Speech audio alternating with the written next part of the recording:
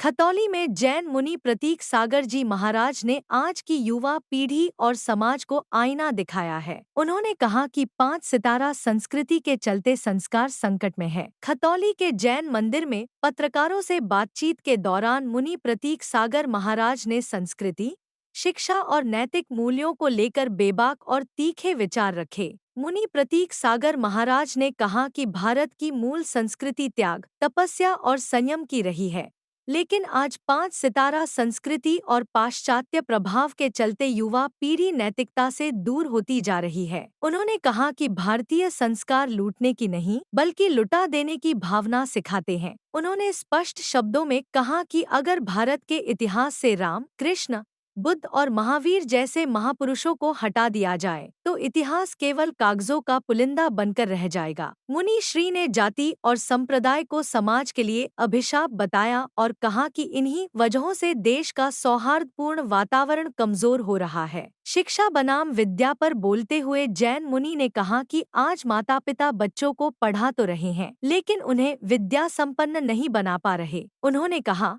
शिक्षा तोड़ना सिखाती है, जबकि विद्या जोड़ने का कार्य करती है।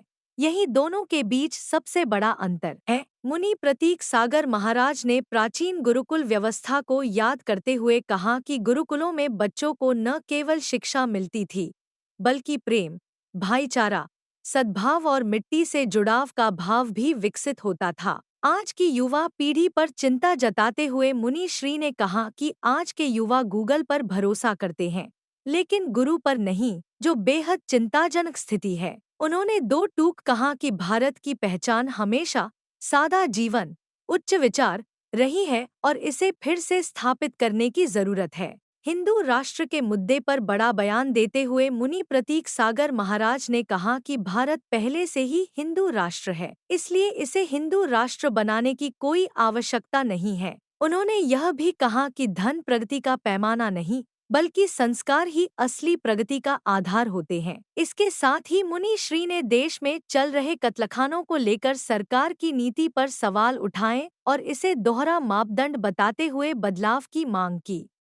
कि हम भारत में रहते हैं, भारतीय संस्कृति और संस्कारों को जीवंत बनाएं और जो है पाश्चात्य संस्कृति और अंधानुकरण की परंपरा को छोड़ें, जहां पर जाति और संप्रदाय की दीवारें जो हमने खड़ी करके जो है एक दूसरों को छिंद बिंद करने का प्रयास किया जा रहा है, वह छिंद बिंद ना प्रयास करके एकता के सूत्र में बनने का प्रयास किया जाना चाहिए। भले ही सदियों पहले राम के समय में रावण हुआ हो, रावण ने आतंक मचाया हो, भले ही सीता का अपहरण किया हो, लेकिन आज जो है हमारी पढ़ी लिखी पीढ़ी जो स्वयं सीता का रूप धारण करके बैठी है, लेकिन आज जो है समय वह आ गया कि भाई सीता का अपहरण करने के लिए रावण को प्रयास करने की जरूरत नहीं है।